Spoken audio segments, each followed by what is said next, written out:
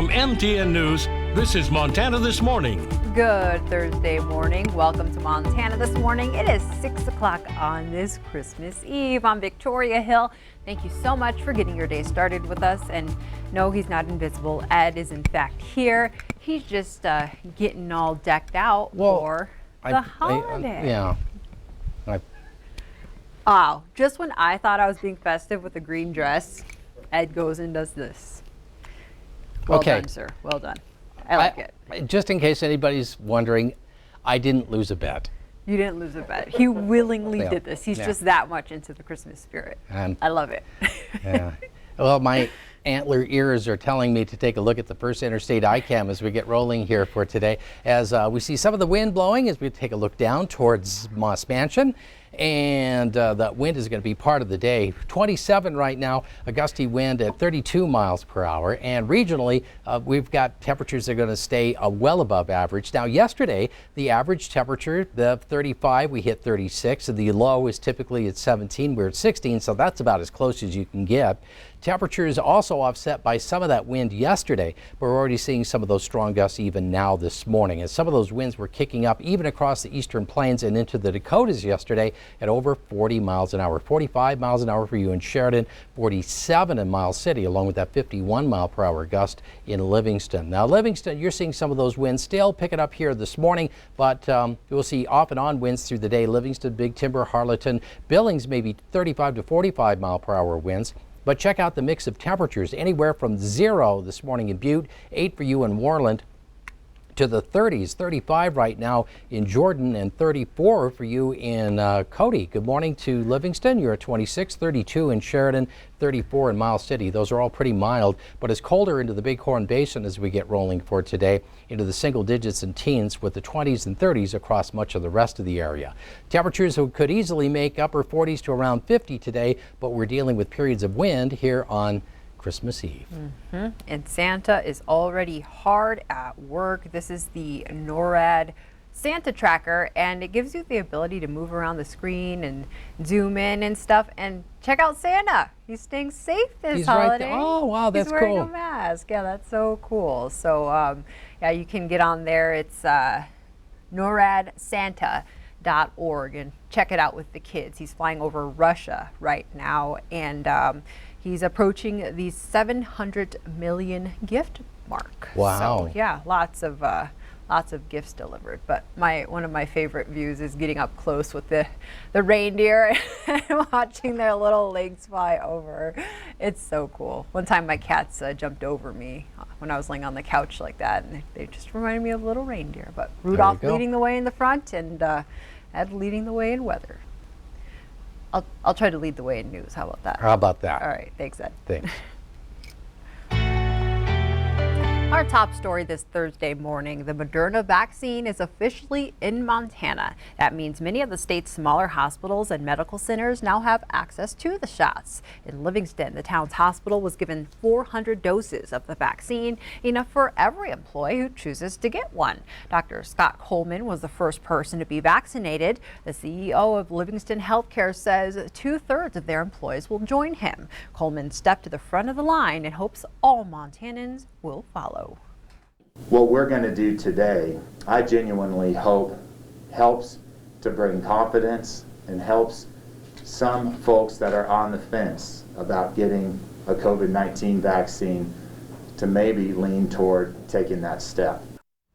Others are still waiting their turn for the vaccine as the virus continues to claim lives. Yesterday, a 60th Bighorn County resident passed away while infected with COVID-19. 2 deaths were announced in Yellowstone County. The statewide death toll is now over 950, but over 70,000 Montanans have recovered after testing positive.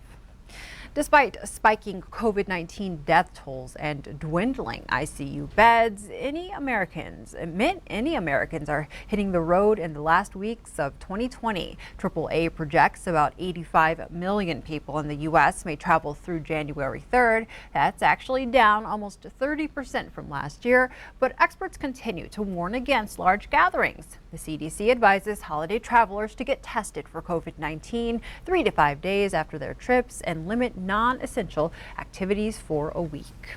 Back here in Montana, Governor-elect Greg Gianforte is beginning to fill his cabinet. He selected former state senator Mike Foster of Townsend as director of the State Department of Agriculture. Foster has been working as head of the U.S. Department of Agriculture's Farm Services Agency in Montana since 2018. So far, he's the only state agency director Gianforte has announced, with just 2 weeks before his inauguration. A Gianforte spokesperson said the governor-elect will be announcing more appointees in the coming days.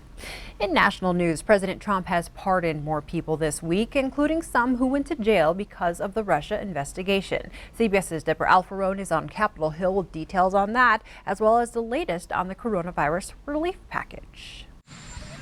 President Trump pardoned more than 24 people last night, including some longtime political supporters. Roger Stone was treated very unfairly. Former advisor Roger Stone was convicted of lying to Congress, witness tampering, and obstruction stemming from the Russia investigation. My trial was a Soviet-style show trial. Former campaign manager Paul Manafort was convicted of financial crimes brought by special counsel Robert Mueller. I feel very badly for Paul Manafort. Also receiving a pardon, Charles Kushner, the father of President Trump's son-in-law, who completed his sentence over a decade ago. Loathsome, disgusting crimes. Former New Jersey Governor Chris Christie, a one-time ally of President Trump, was the U.S. attorney who prosecuted him. Guy hires a prostitute to seduce his brother-in-law and videotapes it, and then sends the videotape to his sister to attempt to intimidate her from testifying before a grand jury. Here on Capitol Hill, the focus is on presidential vetoes. President Trump vetoed the National Defense Bill yesterday, and he's threatening to do the same to the coronavirus relief bill. You know, people are hurting right now. They're hurting. Today, House Democrats will introduce an amendment to try and increase the amount of the bill's $600 stimulus checks after the president released this message. Increase the ridiculously low $600 to $2,000. It's a long shot, given they need Republicans to agree, leaving the bill and much-needed money on the table while Congress goes home for Christmas. Deborah Alfarone, CBS News, Washington. The coronavirus relief bill passed with a veto-proof majority, but the president could veto it anyway. The move would likely only delay when stimulus checks are sent out. The defense bill also passed with an overwhelming majority, and Congress is expected to override the veto next week. Government officials are working around the clock to finish what they can of the border wall between the U.S. and Mexico. President-elect Joe Biden has pledged to end the construction as soon as he takes office. Customs and Border Protection officials say 438 miles are now complete, meaning the project has only 12 miles to go. Out of the 450 miles of the wall that President Trump aims to build, more than 350 miles involve replacing existing old border barriers. Now we go to East Helena, where residents just finished up celebrating a new holiday dedicated to a country music icon. MTN's Jonathan Ambarian tells us why Charley Pride is still so important in the Montana community. East Helena's mayor and city council declared Wednesday, December 23rd, to be Charley Pride Day in the community, in memory of the country music legend who passed away earlier this month. While it's been 50 years since Pride's time in East Helena, many in the community still have fond memories. I would say a large majority of the people around here have a story about Charley Pride. Pride was a Mississippi native who came to Montana to play baseball for the Missoula Timberjacks. When he was let go, he moved to East Helena, where he took a job at the Asarco lead smelter and pitched for their semi-pro team, the Smelterites. The team's manager paid him to perform at games. Buzz Helfert remembers being in high school and working at one of those games. So Charley came up and he sang "There's a Hole in the Bottom of the Sea," and it goes on and on and on. And I thought to myself, Mister, don't quit your day job, because you're not going to make it in the music business. Little did I know. Helfert's assessment aside, Pride began building a reputation singing at local clubs. In a few years, he signed a national record deal and went on to fame with hits like "Kiss an Angel, Good Mornin'," becoming one of the first black country stars. Mayor James Schell says he first learned about Charley Pride from his father. He says his music matched well with East Helena. I think Charley Pride resonates with folks like my dad, who grew up in a working class town and who sang about things that he and people from East Helena could really relate to. While Pride eventually left the state to continue his career, he spoke fondly of his family's time in Montana. And in East Helena, the feeling was mutual. Everybody knew him. You know, he was a nice guy. He was friendly, and his family was a great people. Charlie Pride and his family also lived on Piasta Avenue in Helena for several years. In 1964, he took an exam and applied to join the Helena Fire Department, but he ended up not being selected. In East Helena, Jonathan Amberian, MTN News.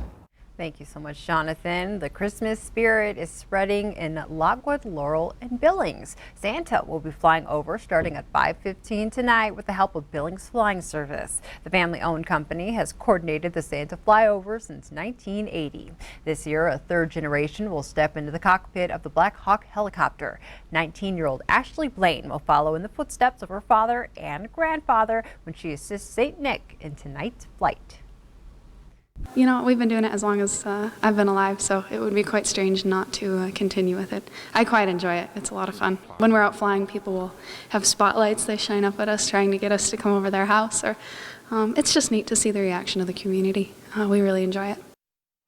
And Santa is making sure all ages experience the magic of Christmas. Not even the pandemic could stop Santa from visiting some of the youngest patients at St. Vincent Healthcare. St. Nick used a crane to take photos with NICU babies 4 stories off the ground.